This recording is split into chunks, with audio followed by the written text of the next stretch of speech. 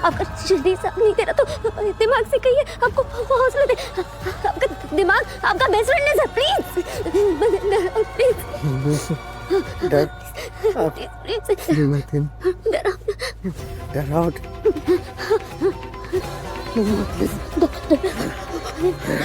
आगे मुझे आना पड़ा ना बताने के लिए। आप रुक सकते हैं, मुझे अलाउड नहीं है, मैं साथ नहीं छोड़ सकते। चलिए सब इंतजार करें आपका, चलिए उठना होगा। मैं हाथ करती हूँ। हाँ, हाथ पकड़िएगा मेरा। हाँ। ये किसी के चीखने की आवाज थी या मेरा? अरे अपने चोट पे ध्यान नहीं दे सकती मेरी। अरे मारो मत, मारो। नहीं छोड़ो मेरे बेटे को, उसने कुछ नहीं किया। अरे कहाँ छुपा रखा उसने रक्षित को, बता। भगवान, कहाँ है मेरा रक्षित? अविनाश, अब्बू के पापा। मालती जी। अरे अविनाश, पापा अरे उसे मत मारिए, उसने कुछ नहीं किया है। यार कुछ नहीं किया।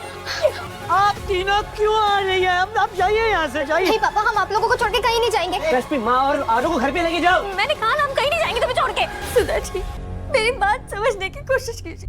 मेरी एक गलती का बदला आप ऐसे लेंगे क्या? मैं आपके हाथ जोड़ती हूँ, ये इन्होंने कुछ नहीं किया है, मेरे बच्चे ने कुछ नहीं किया है।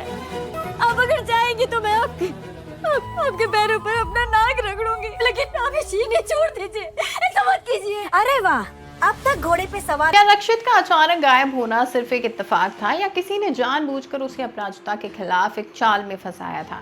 क्या हुडी वाला आदमी ही इस पूरे राज की सबसे बड़ी कड़ी था?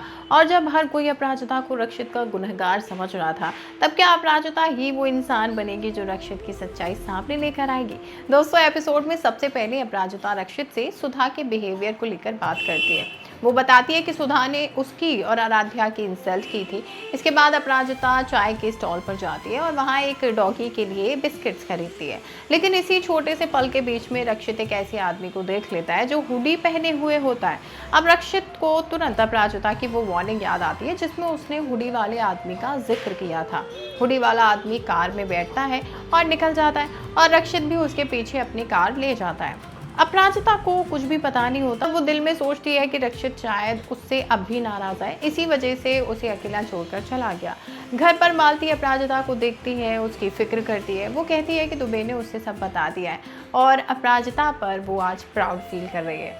अपराजिता अपने इमोशंस को संभालते हुए रूम में चली जाती है। इसी दौरान विवान और आराध्या के बीच में एक बहुत सीरियस सिचुएशन सामने आती है। विवान आराध्या से कहता है कि वो बार बार उसे कॉल ना करे, ना उससे मिलने की कोशिश करे, क्योंकि ऐसा करने से सिचुएशन और ख़राब हो सकती है। मगर आराध्या उसे समझाती है कि ये सिर्फ उसकी प्रॉब्लम नहीं है, दोनों की प्रॉब्लम है। फिर वो विवान को उनकी इंटीमेट फ़ोटोज़ दिखाती है। विवान तो हैरान ही रह जाता है। वो पूछता है कि ये फ़ोटोज़ क्यों ली गई थी। तब आराध्या कहती है कि उसने ये फ़ोटोज़ क्लिक नहीं की। जब वो घर जा रही थी तब किसी अननोन नंबर से ये फ़ोटोज़ उसके पास भेजी गई थी। अब आराध्या को डर है कि कोई उन दोनों को ब्लैकमेल करने वाला है। वो विवान से कहती है कि अगर उनकी फैमिली ने ये फोटोज देख ली तो सब बर्बाद हो जाएगा। आराध्या रो पड़ती है और विवान भी इस मिस्ट्री को लेकर परेशान हो जाता है। उधर अपराजिता का ध्यान बार बार रक्षित की तरफ जाता है। वो सोचती है कि रक्षित ने उसके घर पहुंचने की भी फिक्र नहीं की। अपराजिता उसे फ़ोन करती है लेकिन फ़ोन रिसीव ही नहीं होता। तभी घर की कॉलिंग बेल बजती है और अपराजिता को लगता है कि रक्षित शायद अपनी गलती मानकर वापस आ गया है। लेकिन दरवाज़ा खोलते ही सामने पुलिस और रक्षित के घर वाले होते हैं। सुधा का पहला सवाल होता है, रक्षित कहाँ है? सुधा बताती है कि रक्षित को लास्ट टाइम अपराजिता के साथ देखा गया था और अब वो मिसिंग है। अपराजिता का चेहरा शौक से भर जाता है। ईरा कहती है कि रक्षित को हर जगह सर्च किया गया लेकिन वो नहीं मिला। सुधा सीधा अपराजिता पर शक करती है और कहती है कि रक्षित के साथ जो कुछ भी हुआ उसके बारे में अपराजिता को सब पता है। मगर अपराजिता अपनी तरफ से बिल्कुल क्लियर होती है और कहती है कि उसे रक्षित के बारे में कुछ नहीं पता।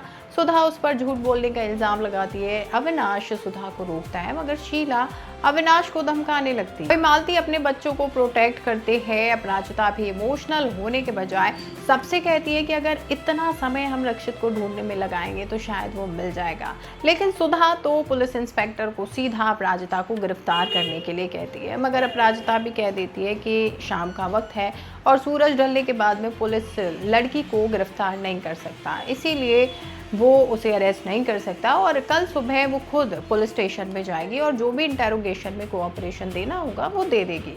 इंस्पेक्टर भी मान लेता है कि रक्षित को ढूंढना अभी ज़्यादा ज़रूरी है। इसके बाद में अपराजिता अपने कमरे में चली जाती है, मगर सुधा कहती है कि उसे अपराजिता से बात करनी है, इसीलिए मालती उसे बुलाने जाती है। पर कमरे में तो कोई था ही नहीं, क्योंकि अपराजिता ऑलरेडी खिड़की से कूदकर भाग चुकी होती है।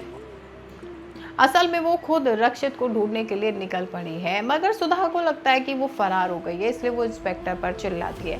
अब सवाल ये है कि क्या अपराजिता रक्षित को ढूंढ पाएगी या पुलिस उल्टा उसके पीछे लग जाएगी। जानने के लिए चैनल को सब्सक्राइब करना बिल्कुल ना भूलें।